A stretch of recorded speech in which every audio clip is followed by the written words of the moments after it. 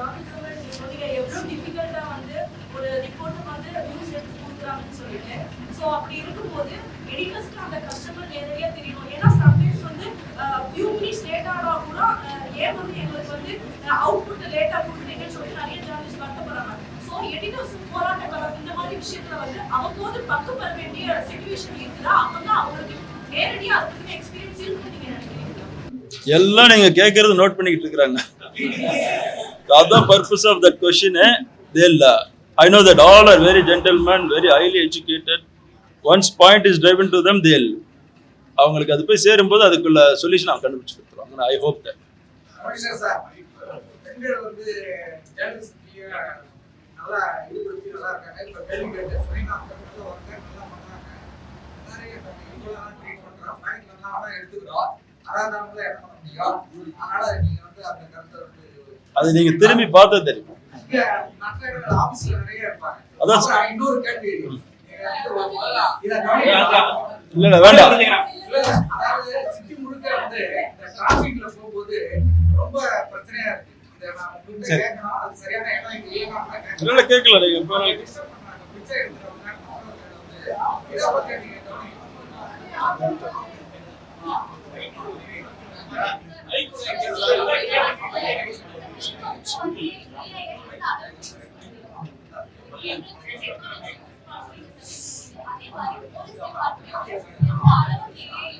இப்போ போலீஸ் டிபார்ட்மெண்ட்ல நாங்க யூஸ் பண்ற பிளேசஸ்ல பாத்தீங்கன்னா இன்டர்னல் ரிவ்யூஸ்லாம் அதை விட்டுருங்க. இன்டர்னல் ரிவ்யூஸ் நாங்க இன்டெலிஜென்ஸ் அசஸ்மெண்ட் பண்றதுலாம் அவுட் சைடுக்கு பார்த்தா camera actually we got cameras, CCTV cameras, face recognitionஸோட இருக்கக்கூடிய சிஸ்டம். அதெல்லாம் இப்போ நியூ AI டெக்னாலஜியோட கேமராஸ். ஸோ அதை தான் now we have started installing. அதில் என்ன அட்வான்டேஜ்னா எங்களுக்கு முதல்ல நம்ம ஃபேஷியல் ரெகக்னேஷன் போட்டு அந்த கேமராஸ் பார்க்கும்போது we have to manually in the computer we have to check. Now AI cameras are coming in. இப்போதான் coming in. இது வரும்பொழுது ஆட்டோமேட்டிக்காக when the detection gives an alarm. அதில் ஒன்று பார்த்துருப்பீங்க, இந்த சேப்பாக் ஸ்டேடியத்தில் we put ஒரு சென்னை சிங்கம்னு ஒன்று போட்டு அதில் வந்து we use the AI cameras. All 64 cameras were AI cameras. Whatever we wanted. யார் ஒரு ரெட் கேப் போட்டு போறவங்கலாம் காமினா எல்லாம் காமிக்கும். Someone who is carrying a bag னா எல்லாம் காமிக்கும். So now we have started using it. It's coming. Sir முதல்ல news angle first ஒரு 4 क्वेश्चन கேட்டுக்கோங்க. அதுக்கு அப்புறம் ஆஃப்டர் போயிடலாம். சார் நாடு முழுவதும் போர் பதற்றத்தின் காரணமாக கண்காணிப்பு பலப்படுத்தப்பட்டது. சென்னையில எந்த அளவு கண்காணிப்புகள் கூடுதலா எந்தெந்த இடங்கள்ல கண்காணிப்பு? நேற்று இந்த ஊர்காவல் படையோட பாசிங் அவுட் பரேட் அதில் இதே கேள்வி கேட்டாங்க, சொல்லியிருக்கேன். நம்மளை பொறுத்த வரைக்கும் சென்னை பெருநகரத்துக்கு ஸ்பெசிபிக் த்ரெட்னு சொல்லுவாங்களே, அது எதுவுமே கிடையாது, வரல. இருந்தாலும் நம்ம பொதுமக்கள் கூடக்கூடிய இடங்கள்ல இருக்குது நிறைய இடங்கள். நம்ம மால்ஸ், தியேட்டர்ஸ், எங்கள் வீக்கெண்ட்ஸில் பார்த்தா பீச்சு, இங்கெல்லாம் வந்து நாங்கள் எங்கள் கண்காணிப்பு அதிகப்படுத்தியிருக்கிறோம். அதாவது மக்களோட மக்களாக காவலர்கள் மத்தியிலும் இருப்பாங்க, ஏதாவது சஸ்பீஷியஸ் கேரக்டர்ஸ் இருக்கிறாங்கன்னு பார்க்கறது. பொதுமக்களுக்கு வந்து ஒரு பாதுகாப்பு உணர்வு ஏற்படுத்தணும் யூனிஃபார்ம் இருக்கிறாங்க, அது இந்த சிட்டியில் பார்க்குறீங்க. அதே மாதிரி வெஹிக்கிள் செக், பொதுமக்களுக்கு இடையூறு பண்ணாமல் வெஹிக்கிள் செக்கு போட்டுருக்கணும். நமக்கு அலர்ட்ஸ் வரும் பொழுது, அதாவது இன்னும் வரும் பொழுது அந்த இடத்துல இன்டென்சிஃபை பண்ணுறதுக்காக அவங்க போட்டு வச்சுக்கணும். வழக்கமா இந்த பாம் த்ரெட் அப்படிங்கிறது வழக்கமா வரக்கூடிய ஒண்ணு. ஆனா இந்த காலகட்டத்துல வரக்கூடிய இந்த பாம் த்ரெட்னா எப்படி நீங்க கையாளுறீங்க? பாத்தீங்கன்னா ஒரு இமெயில் வருது எங்களுக்கு, சேப்பாக்கோட ஒரு இமெயில் வந்து எங்களுக்கு வந்து ஒரு செட் ஆஃப் பேட்டர்ன்ல இமெயில்ஸ் வரும். எங்க இருந்து வருது, எந்த வெப்சைட்ல இருந்து வரதை வச்சுட்டு அதை நாங்கள் அனாலிசிஸ் அது பண்ணும்போது அந்த த்ரெட் எந்த அளவுக்கு ஸ்பெசிபிக் த்ரெட் இல்லை அப்படிங்கிறது எங்களால் கண்டுபிடிக்கும்.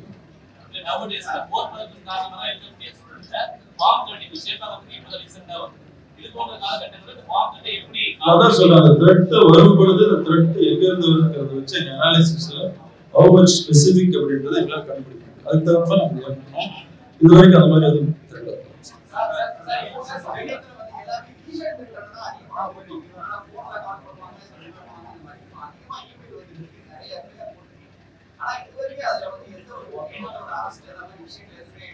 அந்த அது வந்து இன்வெஸ்டிகேஷன்ல இருந்தாலும் ஒரே ஒரு வேலை சொல்லி முடிச்சிருக்கேன். வரக்கூடிய அந்த இமெயில் மேக்ஸிமம் ஆல்மோஸ்ட் எல்லாமே டார்க் வெப்ல தான் வந்து.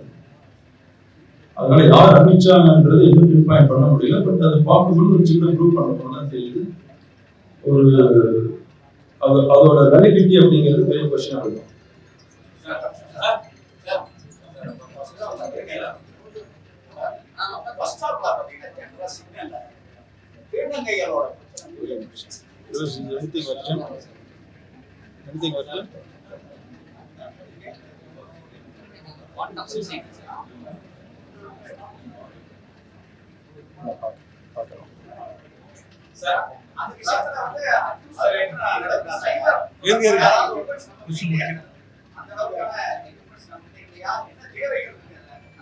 அது கொஞ்சம் டெக்னிக்கல் இஷ்யூ.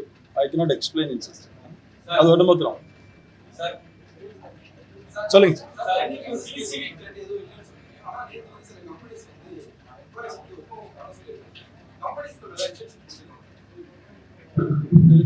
எதுக்கா ட்ரில்லுக்கா அப்படின்னு அது கொடுக்கும்.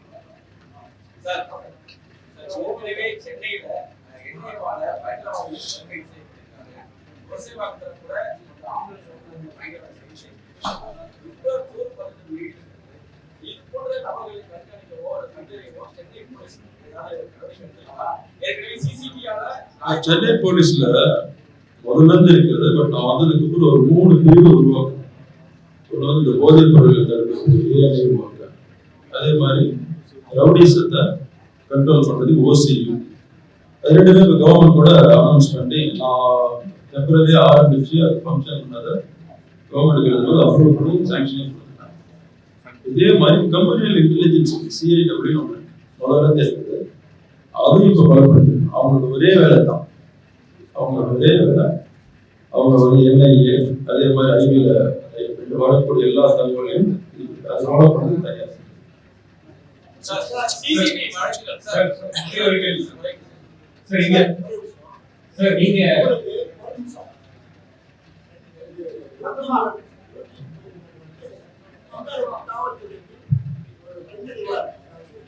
நீங்க சரியா கேட்கல என்ன சொல்ற?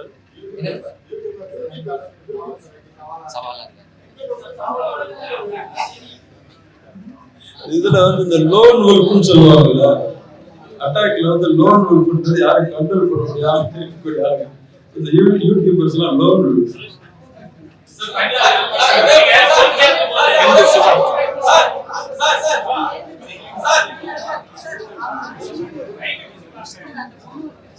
After the past few months, particularly after December, what happened in Anna University, there has been a perception that Chennai has suddenly become unsafe for women.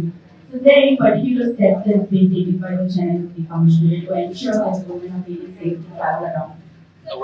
One thing about this Anna University incident, which became very controversial, and I would say it's blown out of proportion. And just one incident doesn't decide that the city becomes unsafe. As per the statistics, very many times you have to all over the country you take, we are the number one, most safest. Nobody is even nearing to us.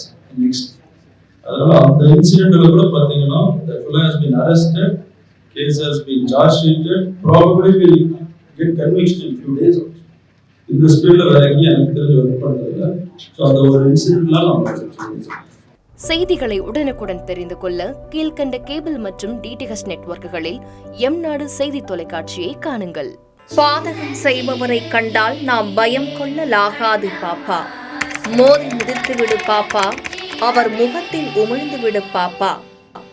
அண்மை செய்திகளை உடனுக்குடன் தெரிந்து கொள்ள இணைந்திருங்கள் எம்நாடு தொலைக்காட்சியுடன்.